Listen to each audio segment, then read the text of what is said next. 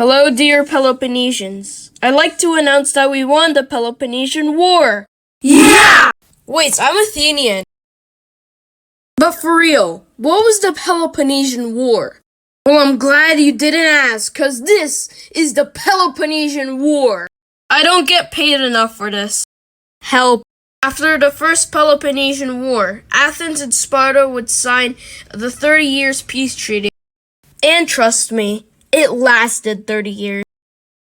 Help. Athens' allies, Samos, had a border dispute with Miletus. And it was because of this dispute that Samos started to attack Miletus. Samos, you better break off your attacks. You know what? I'm rebelling. As a result of the rebellion in Samos, Sparta called on the Peloponnesian League whether to declare war on Athens or not. Overall, the Peloponnesian League decided not to declare war on Athens. All in favor? Aye. All opposed? Aye. Well, it is settled. We are not going to war with Athens. No! Yeah! Athens at this point had multiple rebellions inspired by the rebellion at Samos. But the person to defeat the rebellion at Samos would be this ugly dude named Pericles. Athens would also be able to defeat other rebellions, which made Athens an empire. Oh, and did I forget to mention, after the oligarchs of Samos were kicked out by Pericles, they literally came back with the support of the Achaemenid Empire. If you don't know what the Achaemenid Empire is, it's basically Persia/Iran. Pericles would defeat Samos anyways, despite with the support of a satrap. Now that Athens had defeated the rebellion, I will talk about the colony of Corcyra. So after Corcyra had rebelled against Corinth, it started asking Athens if it could be friends. Why? It was because that Corinth was building a fleet, possibly to destroy Corcyra after its rebellion. Funny enough, Corinth, a power that voted not to declare war on Athens, now had Athens allying with an enemy they just gained. Afterwards, Athens sent 10 ships to help protect Corcyra against a likely Corinthian invasion. Just so happens that Corinth invaded anyways. Battle Sybota, yada yada yada, and now we have tensions rising between Corinth and Athens. The battle ended up being a stalemate with both Potidæa and Corinth claiming victory. After the Battle of Sybota, Athens went to Potidæa to give him a list of instructions to do. Hello, my dear friend Potidæa. You might know me, Athens, from the Delian League. Here's a list of instructions on paper I need you to do, please. Athens, are you crazy? This is literally gonna ruin me. Hey, Potidæa, I made wait, Athens? If you are wondering what made Potidæa so offended, I'll put up a list of things Athens demanded Potidæa to do. Soon after, Corinth encouraged Potidæa to rebel against Athens, which Potidæa did, which Athens would be able to defeat Corinth and Potidæa at the Battle of Potidæa. The Macedonians also supported Potidæa during the battle, truly showing how strong Athens was. Soon after the Battle of Potidæa, Athens signed the Megaran decrees, imposing all sanctions on Megara, which could have caused some midlife crisis for the citizens in Megara. Seeing the mess Athens done, Corinth went to Sparta to call on the Peloponnesian League, which Sparta did, calling the Peloponnesian League along with an uninvited guest to the delegation. Order! Shut up! May I speak, Sparta? Athens, you can't come here! You're stupid! Why do we have some Shut up! Look, Athens, I do not want war. I don't care! We want war!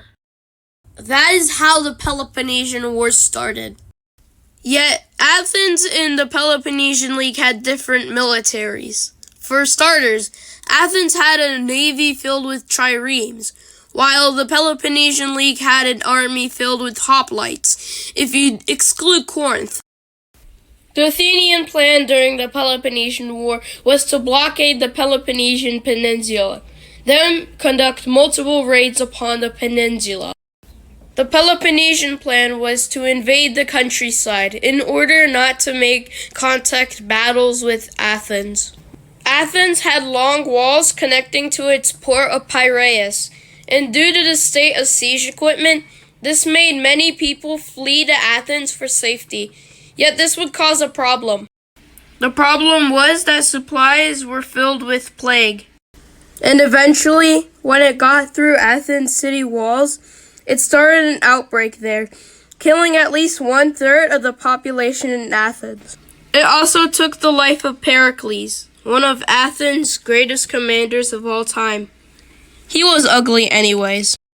Lucky for the Peloponnesian League, they pulled out their troops as soon as the plague started in Athens. Along with Athens' blockade, not allowing any shipments of plague entering into the Peloponnese. After the plague, Athens used a more offensive strategy, conducting more raids along the Peloponnese along with building outposts. There, they encouraged Helots to escape to these outposts. Hey Helot, do you see that outpost we made over there? Yeah? Well, I encourage you to go over there in order for you to be free from slavery. Okay then. In one of these posts, named Pylos, near the island of Phactria, it was starting to attract Helot runaways. Sparta, scared of a Helot rebellion, attacked the post, starting the Battle of Pylos. Desmethenes, an Athenian general, was able to surround the Spartans at Phactria, waiting for their surrender, and when weeks passed, they didn't surrender. In fact, they hadn't surrendered until there were 200 Spartans left on the island, which Athens would take them in as hostages. The survivors of the Athenian plague were happy, so they used this as an opportunity to threaten killing the hostages to Sparta unless if they would leave Attica, which Sparta would comply. After the departure of Spartan troops from Attica, the Spartan general, Brasidius, led an army of Helots to go to Amphipolis. The Athenian general, Thucydides, was sent to capture Brasidius during his voyage to Amphipolis, yet he would be too late to capture him. Brasidius would be able to capture Amphipolis along with the silver mines helping support Athens during the war. So as a punishment, Thucydides was exiled. Athens would send another general to Amphipolis, Cleon, starting the Battle of Amphipolis. During the Battle of Amphipolis, both Cleon and Brasidius would die, but in a result, the Spartans would win the battle. After years of exhaustion, Athens and Sparta would sign the Peace of Nicias, designed to be held for 50 years, yet it would be faulty. First, all lands were returned, yet this didn't stop scrimmages of Sparta and Athens against each other. And in the next episode, we will be talking about the Battle of Mantinea.